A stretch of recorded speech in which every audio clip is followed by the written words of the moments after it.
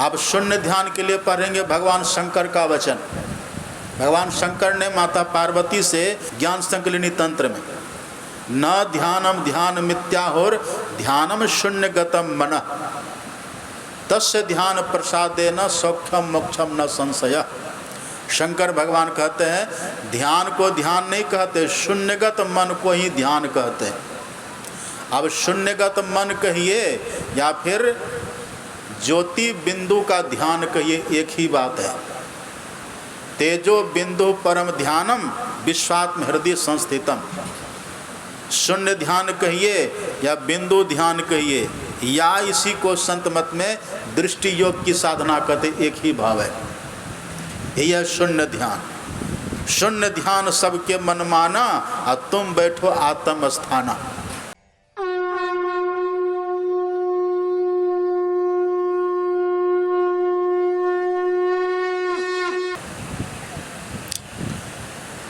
हम लोग परमाराध्य संत सद्गुरु महाराज की असीम अनुकंपा से संतमत सत्संग में बैठे हुए हैं।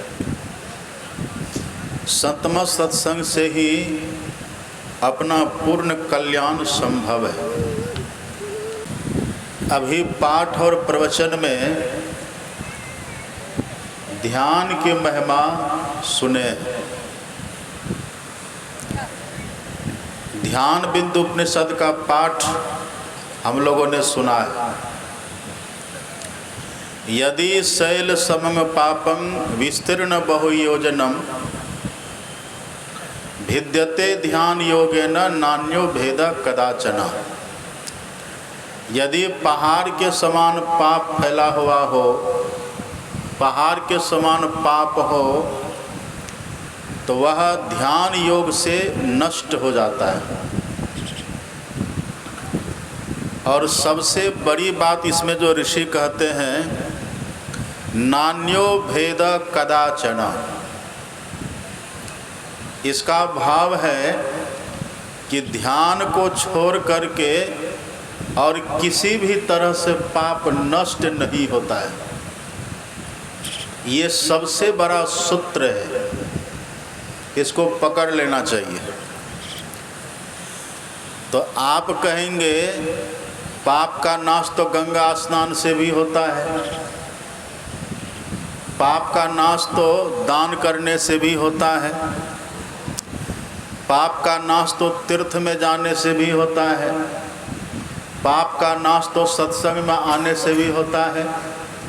तुलसीदास जी लिखते हैं ना, सरदा तप निशि शशि अपहरई असंत दरस जिमि पातक टरई। सत्संग में आने से भी होता है, धाम दर्शन से भी पाप का नाश होता है, व्रत करने से भी पापों का नाश होता है, तप करने से भी पापों का नाश होता है, स्वाध्याय करने से भी पापों का नाश होता है। तो फिर यहाँ जो ऋषि कहते हैं, वेद के जो ऋषि कहते हैं, नान्यो भेदः कदाचन। पापों को नष्ट करने के लिए अथवा पापों से पूर्णतः छूटने के लिए ध्यान के सिवा दूसरा कोई उपाय नहीं है, एकमात्र ध्यान है। इस बात को गांठ बांध लेना चाहिए। तो ये सब क्या है? गंगा स्नान करने से भी पाप नष्ट होता है जरूर, लेकिन फिर से पाप शुरू हो जाता है। जड़ सहित पाप नष्ट नहीं होता। जैसा केला के पेड़ को देखिए, केला का जो पेड़ होता है ना, केला के पेड़ को आप ऊपर से काट दीजिए तो क्या वो नष्ट हो जाएगा? उसमें फिर से पेड़ बनने की शक्ति आ जाती है। और तुलसीदास जी ने लिख भी दिया, काटही पे कदली फड़ई। कदली कहते केला को।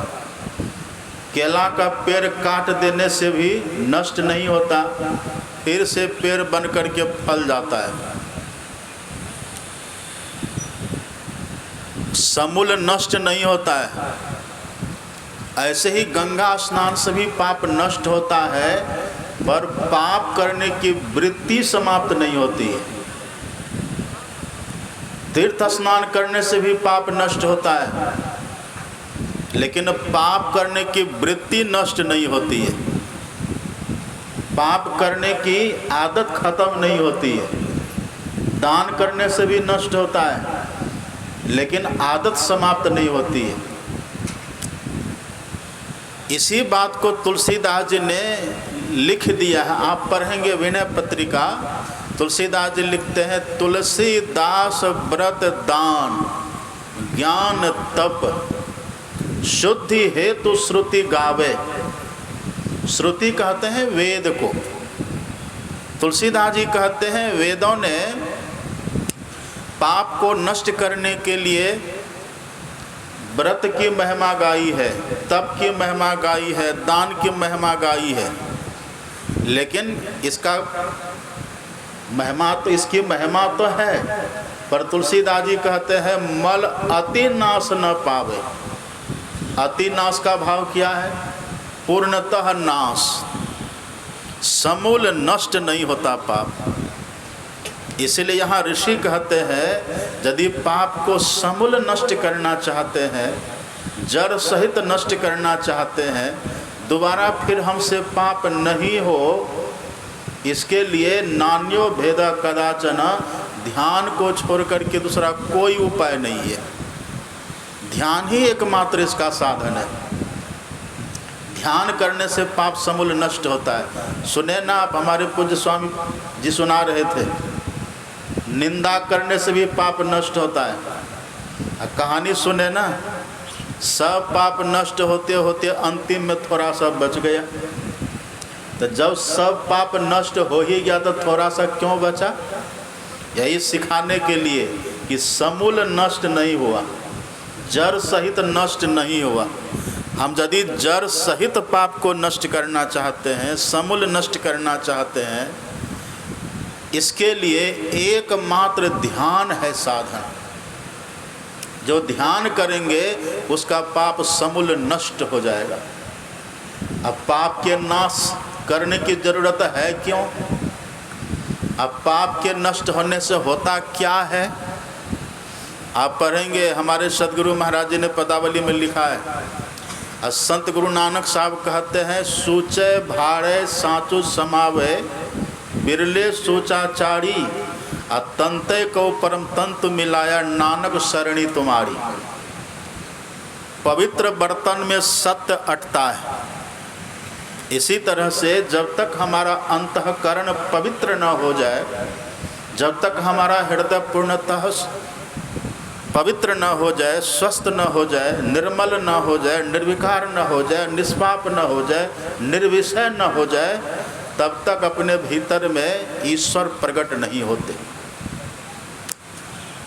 हमारे सदगुरु महाराज भी कहते हैं, आप पढ़ेंगे पदावली में, सभी संत की एक ही बात होती है, संतों के ज्ञान में अंतर नहीं होता।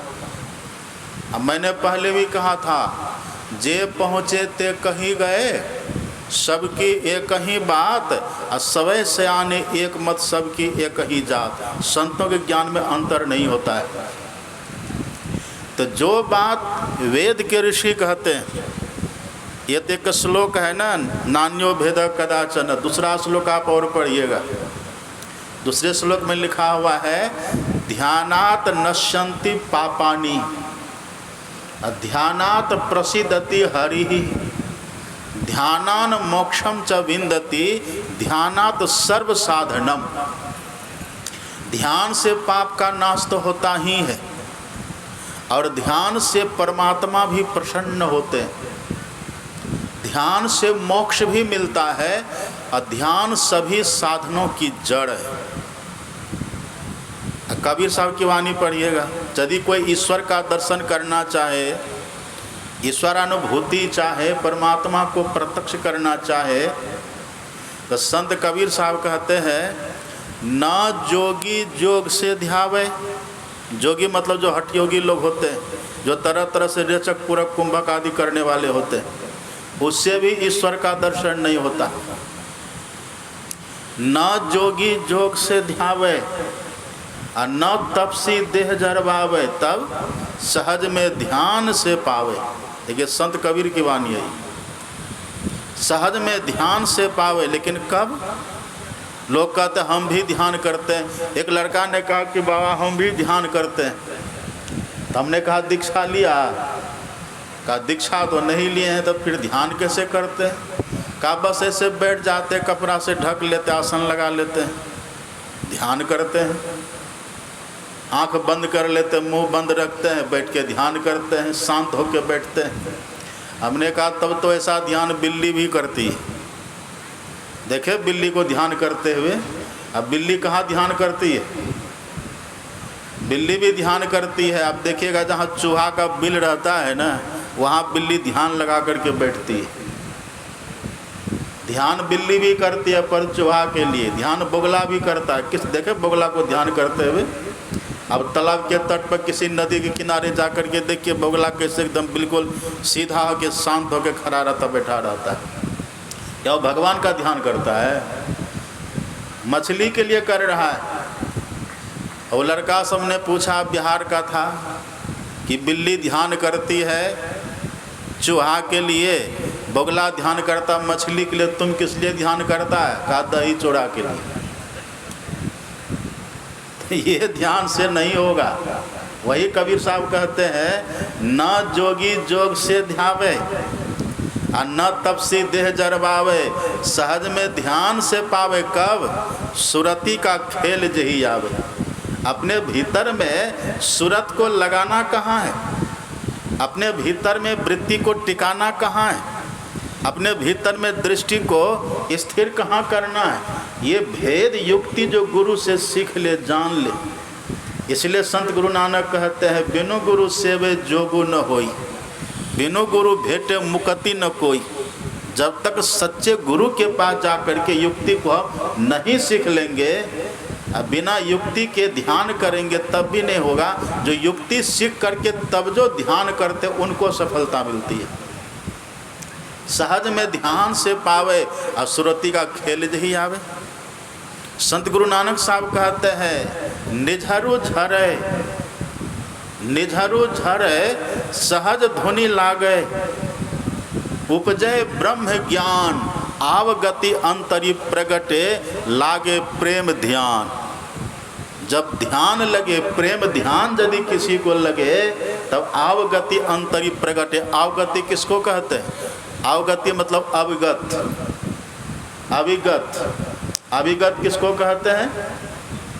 अविगत का अर्थ होता है जिससे कहीं पर खाली ना हो। अ मतलब नहीं, अविगत मतलब खाली, जिससे कहीं खाली नहीं है। मतलब ईश्वर परमात्मा, ईश्वर जो सब जगह है। घट घट अंतरी ब्रह्म लुकाया, घट घट ज्योति सवाई, अब बजर कपाट मुक्ते गुरबती, निर्भय तारी लाई। संत गुरु नानक साहब कहते हैं, जो निर्भय, तारी का अर्थ होता है ध्यान। जो निर्भय बैठ करके ध्यान लगाते हैं, जो डरे ना। और डरे नहीं का मतलब क्या? डरे मतलब जो बिल्कुल निर्भय, किसी तरह का भय नहीं, न तो समाज का भय, न तो परिवार का भय, न किसी संकट का भय, न किसी आपदा विपदा का भय, न किसी विपरीत परिस्थिति स्थिति का भय, न तो अपने पराये का भय। जो बिल्कुल निर्भय हो जाते हैं, जो बिल्कुल निर्भय होकर के, निश्चिंत होकर के बैठकर ध्यान लगाते हैं, ऐसे ध्यानी को जो युक्ति जान करके करे, ऐसे ध्यानी के भीतर में स्वतः ईश्वर प्रकट हो जाते हैं। ध्यान करने से हम पहले पाप वृत्ति से पूर्णतः मुक्त होते हैं। आप पढ़ेंगे पदावली में, हमारे सदगुरु महाराज जी कितना अच्छा कहते हैं, जाओ निज घट रस चाहो। घट रस मतलब, घट मतलब भीतर। अपने भीतर में ही हरि है, बाहर में भगवान है। भगवान तो है सब जगह, ईश्वर है सब जगह, लेकिन मिलेंगे कहाँ? बाहर में मिलेंगे। आज तक किसी को बाहर में ईश्वर का दर्शन हुआ है? आज तक इतिहास है। बाहर में जो दर्शन होता है वो ईश्वर की माया का दर्शन है। ईश्वर का दर्शन जब भी होगा अपने भीतर। इसलिए संत गुरु नानक कहते हैं, काहे रे बन खोजन जाई, सरब निवासी सदा अलेपा, तो ही संग समाई। पुहुप मधि जो बास बसतु है, मुकुर माही जैसे छाई, तैसे ही हरि बसे निरंतर, घट ही खोजहु भाई। कितना साफ लिखा हुआ है। जैसे फूल में खुशबू रहती है और दूध में घी रहती है, ऐसे ही परमात्मा सर्वव्यापक होकर के है। लेकिन मिलेगा कहाँ? बन जाने से, जंगल जाने से नहीं। संत गुरु नानक कहते हैं घट ही खोजो भाई, अपने भीतर खोजिए। हमारे गुरु महाराज भी क्या कहते हैं? निज तन में खोज सज्जन, बाहर न खोजना। देखिए मिलान संतवाणी, निज तन में खोज सज्जन, बाहर न खोजना, अपने ही घट में हरि है, अपने में खोजना। अपने भीतर खोजिए। अपने भीतर जो खोजने की युक्ति जाने, तो अपने भीतर है हरि, अपने भीतर है ईश्वर। यदि हम हरि रस को चाहते हैं, ईश्वर का दर्शन चाहते हैं, बहुतों ने पाया उस रस को, बहुतों ने पाया। माता सहजबाई कहते न, भैया जी हरि रस पी मतवारा। मैंने हरि रस पिया, ईश्वर दर्शन किया, मतवाली हो गई। भैया जी हरि रस पी मतवाला, 8 पहर झुमत ही बीते, और डार दियो सब भारा। वही हमारे सदगुरु महाराज जी कहते हैं, जाओ निज घट रस चहो, तो अपने को हरदम 5 पाप से खूब बचाओ। यदि ईश्वर का दर्शन चाहते हैं, हरि रस चाहते हैं, अब पापों से भी मुक्ति चाहते हैं, अथवा हरि रस चाहते हैं, तो अपने को देखिए पापों से बचाना ही पड़ेगा। सब सुन रहे हैं मेरी बात? बहुत शांति से बैठिए। हमारे सदगुरु महाराज कहते हैं अपने को हरदम 5 पाप से खूब बचा हो। अपने को पापों से बचा करके रखेंगे, और तब ये पाप है क्या, उसका भी वर्णन हमारे सदगुरु महाराज कर देते हैं। है एक झूठ, नशा है दूसर, तीसर नारी पर के हो, और चौथी चोरी, पंचम हिंसा, दिल से इन्हें अलगा हो। ये 5 पाप है।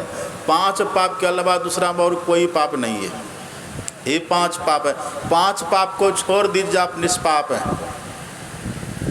झूठ नहीं बोलना है, चोरी नहीं करना है, हिंसा नहीं करना है, व्यभिचार नहीं करना है, नशा, झूठ, चोरी, नशा, हिंसा, व्यभिचार, इन 5 पापों को जो छोड़ देंगे, उन्हीं को अपने भीतर का रस मिलेगा। इन पापों से जो अपने को बचा करके रखेंगे, उन्हीं से ध्यान भी होगा। ये बात हम लोग को सदगुरु महाराज जी रटा दिए हैं। रोज हम लोग गाते हैं, स्तुति बिनती में गाते हैं ना, रोज एकदम रटा दिए सदगुरु महाराज। सत्संग नित अरु ध्यान नित, रहिए करत संलग्न। इसी से भगवान मिलेंगे, ईश्वर का दर्शन इसी से होगा। लेकिन ये कौन करेंगे? अभी देखते हैं लोग बहाना बनाते हैं, क्या करेंगे, समय नहीं मिलता है, ध्यान करने का समय नहीं मिलता, नहीं कर पाते। ध्यान करने के लिए समय नहीं है, ध्यान करने के लिए अनुकूलता नहीं है, ध्यान कैसे करे, परिवार ठीक नहीं है, ध्यान कैसे करे, समाज ठीक नहीं है, ध्यान कैसे करे, अड़ोसी पड़ोसी ठीक नहीं। बहाना बनाते हैं ना, ध्यान कैसे करे, टाइम नहीं मिलता है, ये बहाना बनाते हैं। क्यों बहाना बनाते हैं? इस बहाना की जड़ में है क्या? इस बहाना के मूल में है क्या? इस बहाना के मूल में है पाप वृत्ति। यदि कोई बिल्कुल पापों से बच कर के रहे, तो ध्यान किए बिना रह नहीं पाएंगे वो। और यदि पाप करते रहेंगे ना, कितना भी सत्संग सुनते रहेंगे, लेकिन ध्यान नहीं करिएगा, बहाना बनेगा। आप पढ़ करके देखिए रामचरितमानस, राम भगवान का वचन है। भगवान कहते पापवंत कर सहज स्वभाव, अब भजन मोरे ते ही भाव न काऊ।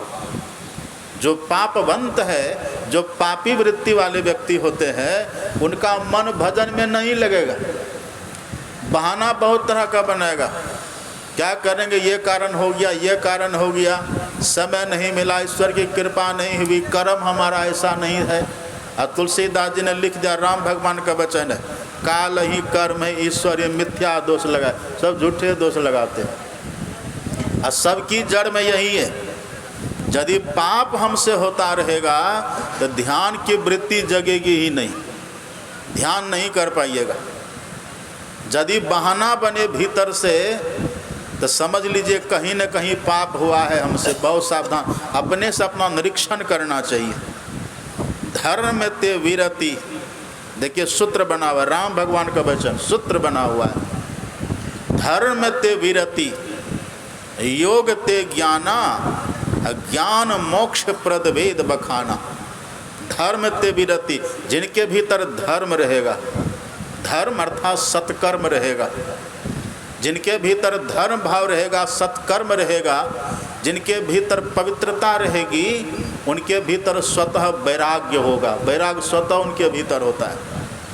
और जिनके भीतर वैराग्य होगा, वैराग का मतलब ये नहीं कि घर द्वार छोड़ करके भाग जाएंगे। हमारे सदगुरु महाराज जी ने शिक्षा नहीं दी है। देखते यहाँ सब कितने सब मेहनत करने वाले सब बैठे हुए हैं, 8-8 घंटा 10-10 घंटा मेहनत करते हैं, परिश्रम करते हैं, और तब जो धनोपार्जन होता है उससे अपना गुजारा करते हैं। हमारे सदगुरु महाराज जी ने भागने की शिक्षा नहीं दी है। आप पढ़ेंगे पदावली अपने गुरु महाराज की वाणी, सदगुरु महाराज कहते, जीवन बिताओ स्वावलंबी, भरम भारे फोड़ी कर, और संतों की आज्ञा है ये में ही, मात धर छल छोड़ी कर। मेहनत करते हैं, परिश्रम करते हैं, मेहनत करके तब जो धन उपार्जन होता है प्रसाद के रूप में उसको पाते। सब कुछ करते हैं लेकिन भीतर से विरक्त रहते हैं, भीतर से समझते हैं कि ये सब ठीक है लेकिन सब दिन रहने वाला नहीं है। कुटुंब संगाति बीच में, आदि अंत न कोय, अब बीच मिला बीच ही गया, सहजो संग न कोई। ये वैराग का भाव बना रहता है। मकान है, या तो मकान हमको छोड़ के चला जाएगा, भूकंप में ध्वस्त हो जाएगा, या हम मकान को छोड़ करके चले जाएंगे। माता पिता है, या तो वो हमको छोड़ करके चले जाएंगे या हम उनको छोड़ करके चले जाएंगे। सगे संबंधी हैं, या तो वो हमको छोड़ करके चले जाएंगे या हम उनको छोड़ करके चले जाएंगे। ये वैराग बना रहता है भीतर में। अव्यक्तादीनि भूतानि व्यक्त मध्यानि भारत, अव्यक्त निधनान्येव तत्र का परिदेवना। सुन रहे सब मेरी बात, बहुत चंचल हो रहे हैं। चंचलता छोड़ करके बैठिए, अब फालतू घूमिए भी मत। देखिए भगवान कृष्ण का वचन है। भगवान कृष्ण कहते, जन्म के पहले तुम्हारा कुछ नहीं था, मर जाओगे फिर तुम्हारा कुछ नहीं रहेगा। ये बीच में थोड़े समय के लिए मिला है, फिर क्यों इसके पीछे पड़े हुए हो? इसके पीछे तो ऐसे रहो जैसे पानी में कमल रहता है। पानी में कमल रहता पर पानी से भीगता, प्रभावित नहीं होता। यही वैराग का भाव है। हमारे सदगुरु महाराज कहते हैं, घर में रहिए, कमाइए, खाइए, मेहनत मजदूरी करिए, जिनका जो रोजगार है। और संत मत में तो आप देखेंगे ना, मेहतर से लेकर के महाराजा तक है। हमारे सदगुरु महाराज के मुख्यमंत्री लोग दीक्षित उनसे शिष्य थे। आपने सुना होगा ना, दरोगा प्रसाद राय, डॉक्टर स्वामी संपूर्णानंद जी महाराज, सब इनके शिष्य थे। राज्यपाल थे राजस्थान के, वो शिष्य थे गुरु महाराज के। बिहार के मुख्यमंत्री, वो इनके दीक्षा लिए हुए, सब तरह के लोग थे। अब पदावली में हमारे गुरु महाराज जी ने लिख भी दिया, विप्र भंगी अपढ़ पढ़वा, करो तरी हो न संक हो। और संत गुरु नानक कहते हैं, राज मही राज, जोग मही जोगी, तप में तपीश्वर, गृहस्थ मही भोगी। ध्याय ध्याय भक्त सुख पाया, नानक तिस पुरुष का किन अंत न पाया। आप राजा हैं, राजा बन करके करिए, आपको मिल जाएगा। रंक हैं, गरीब हैं, आप रंक बन करके करिए, जहाँ है वहीं करिए, वहीं मिल जाएगा। पढ़े लिखे हैं, आप करिए, आपको मिल जाएगा। अनपढ़ आप भी करिए, आपको मिल जाएगा। जो करेंगे उनको मिल जाएगा, और नहीं करेंगे ना तो राजा भी मर करके रंक हो जाता है। नहीं करेंगे तो प्रधानमंत्री भी कितना मर करके 84 लाख का चक्कर लगाते हैं। जो जहाँ है करेंगे तो उनको लाभ हो जाएगा। बस भीतर से वैराग का भाव, यही सूत्र देते हैं राम भगवान। धर्म ते विरति, जिसके भीतर धर्म भाव रहेगा, जिनके भीतर शुचिता रहेगी, पवित्रता रहेगी, निष्कामता रहेगी, निर्वैरता रहेगी, उसके भीतर स्वतः वैराग का भाव रहेगा। अब वैराग का भाव जिसके भीतर रहेगा वो ध्यान किए बिना रह ही नहीं सकता है। होगा, चाह करके भी पाप से नहीं बच पाइएगा। कितनों बल लगा लीजिए, कितनों दम लगा लीजिए, बहुत सजग रहिएगा, सावधान रहिएगा, आज न कल कोई न कोई पाप हो जाएगा। ज़्यादा होगा तो दुनिया जानेगी, कम होगा तो आप जानेंगे, हम जानेंगे, लेकिन ये पाप होगा। हाँ, हम लोग करते क्या है, पाप से बचने का प्रयास, बच करके और तब ध्यान करते। पाप से बचने को कहते हैं सदाचार, और ध्यान करने को कहते हैं भक्ति। एक दूसरे से संबंध है। जितना जितना पाप से हम बचेंगे ना, उतना उतना ध्यान में मन लगेगा, और जितना जितना ध्यान में मन लगेगा उतना उतना पाप से बचने की शक्ति हमारे भीतर आएगी। एक दूसरे का सहारा, बल मिलता है।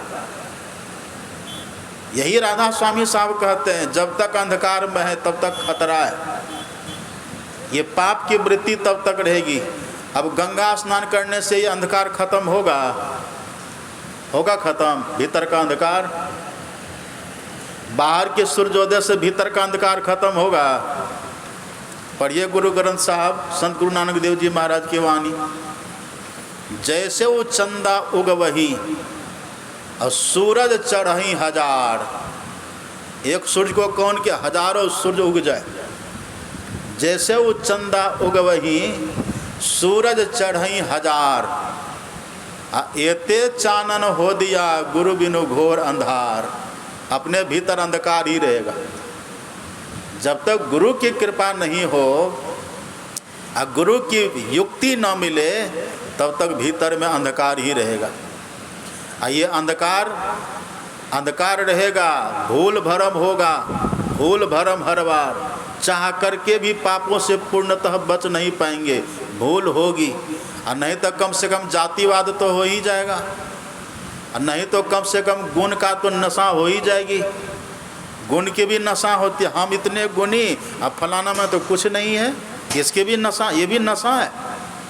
विद्या की नशा हो जाते, हम इतने पढ़े लिखे, इतनी डिग्रियां हमारे पास है, इसकी भी नशा है। पाप है ये सब तो हो ही जाएगा, इसका भी फल है। ये सब पाप का भी फल होता है, अहंकार का भी फल होता है। हम बहुत दुखी हो जाएंगे। ये सब की जड़, सबका मूल है यही अंधकार। इतने नहीं, आप पढ़ेंगे गोस्वामी तुलसीदास जी महाराज की वाणी, जब तक अंधकार रहेगा अपने भीतर, अब प्रकाश जब तक नहीं होगा तो और क्या फल होगा। तुलसीदास जी कहते, जब लग नहीं निज हृदय प्रकाश। जब तक अपने भीतर में प्रकाश नहीं हुआ, अंधकार में रहेंगे, तब तक क्या होगा, विषय आस मन माही, विषयों की आशा बनी रहेगी। जब लग नहीं निज हृदय प्रकाश, अरु विषय आस मन माही। और तुलसीदास तब लग जग जोनी, भ्रमत सुख सपने हो नाही। 84 का चक्कर लगा रहेगा। अंधकार है तो 84 का चक्कर है। अंधकार है तो पाप की वृत्ति है। भीतर में अंधकार है, कितना भी गंगा स्नान करिए पाप खत्म नहीं होगा। इसी को संत कहते हैं, भीतर मैल चहल के लागी, अब बाहर तन का धोवे है। अविगत मूर्ति महल के भीतर वा का पंथ न जोवे। गंदगी है कहाँ, धो रहे हैं कहाँ, मैल है कहाँ, धो रहे हैं कहाँ। मन के भीतर जो गंदगी है, भीतर में जो अंधकार है, तीर्थ स्नान से खत्म होगा। पढ़िए उपनिषद को, चित्त मंत्रगतम दुष्टम तीर्थ स्नान न शुद्ध्यति, सत्सोपि जलेर्धोतम सुरा भांडम इवा शुचि। जैसे मदिरा का पात्र देखिए, शराब का पात्र देखिए। मदिरा के पात्र को आप गंगा जी में कितना भी धोइएगा तो उसकी बदबू जाती है, बदबू खत्म होगी उसकी? नहीं खत्म होगी। ऐसे तन को कितना भी तीर्थ में स्नान कराइए, लेकिन चित्त का मल, चित्त की दूषित वृत्ति खत्म नहीं होगी, चित्त शुद्ध नहीं होता। ये अशुद्ध ही रहता, क्यों?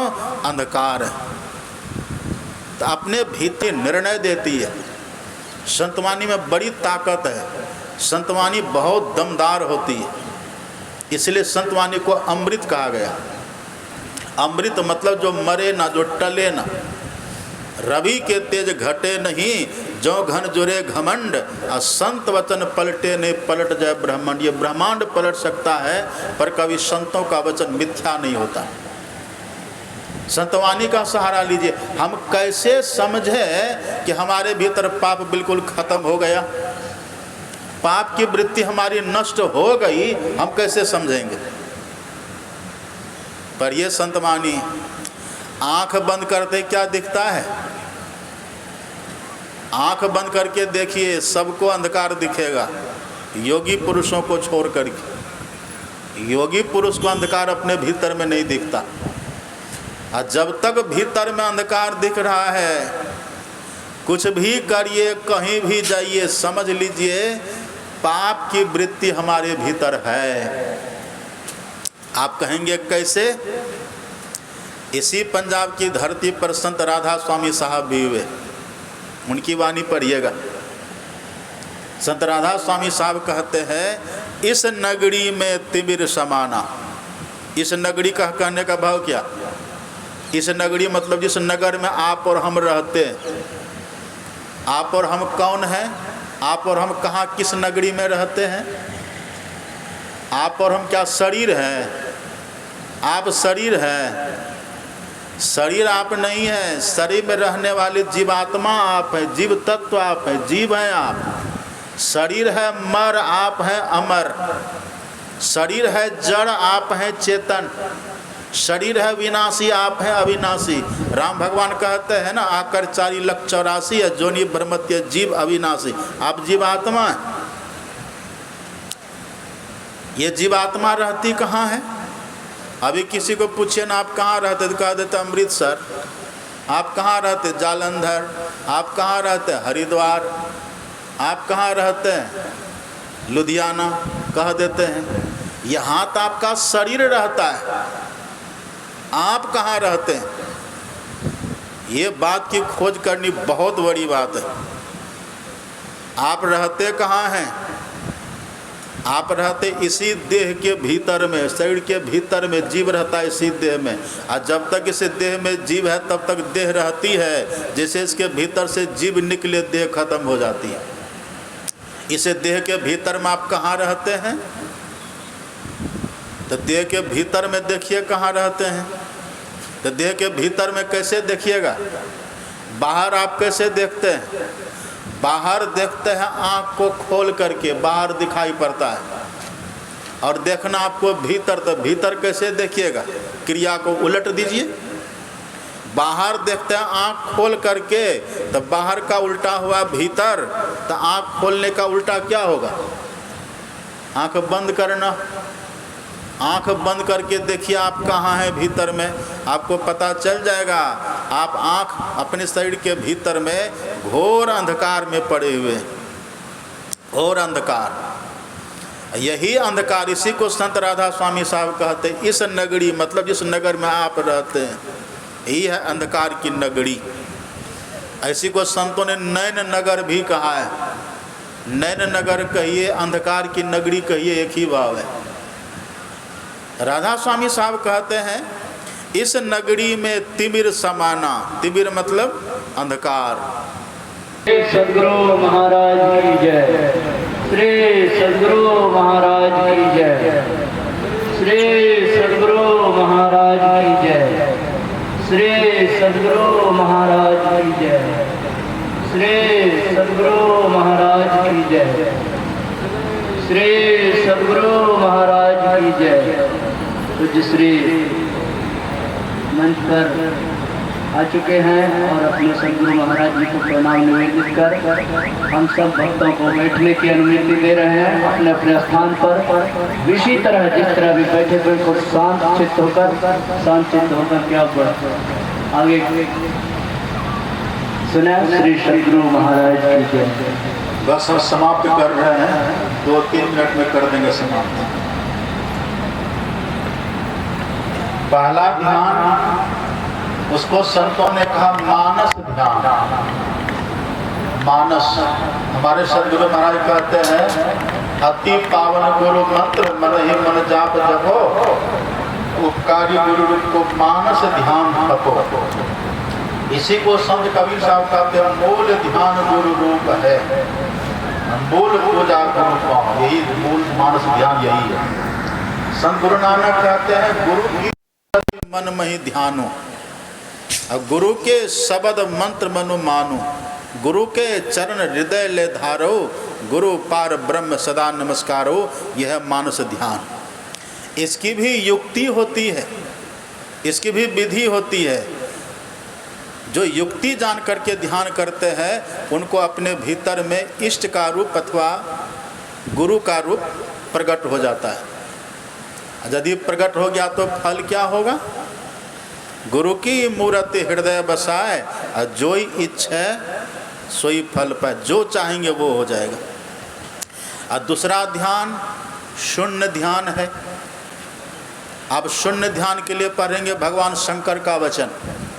भगवान शंकर ने माता पार्वती से शिव संहिता में कहा है, आप पढ़िएगा।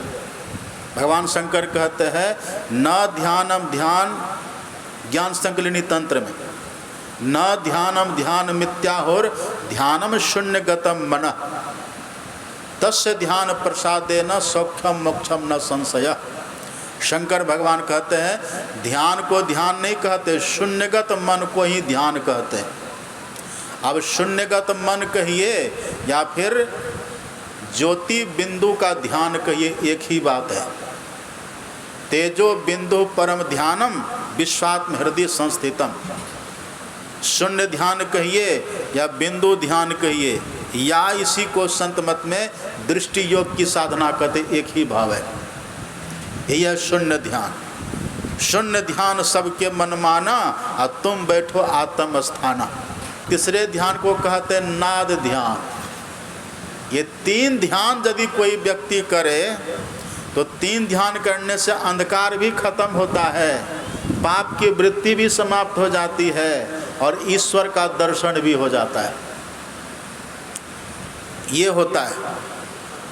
और रटा दिए हम लोगों को गुरु महाराज जी रोज गाते हैं बिंदु ध्यान विधि नाद ध्यान विधि सरल सरल जग में प्रचारी। यही तीन ध्यान है। ये तीन प्रकार का ध्यान। मानस ध्यान करके इष्ट का दर्शन करेंगे, बिंदु ध्यान करने से अंधकार खत्म होता है, 84 का चक्कर खत्म होता है, दिव्य दृष्टि खुल जाती है, नाद ध्यान करने से आत्मदृष्टि खुल जाती है, ईश्वर का प्रत्यक्षीकरण हो जाता है, जीवन हमारा सफल सार्थक हो जाता है। फिर संसार में रह करके हम यदि ऐसा हो गए गुरु कृपा से तो संसार में रह करके संसार को भी पवित्र करते रहते हैं, निष्पाप होकर के संसार में निवास करते हैं। यही जो पाठ हुआ था थोड़ा सा संक्षेप में मैंने सुना दिया।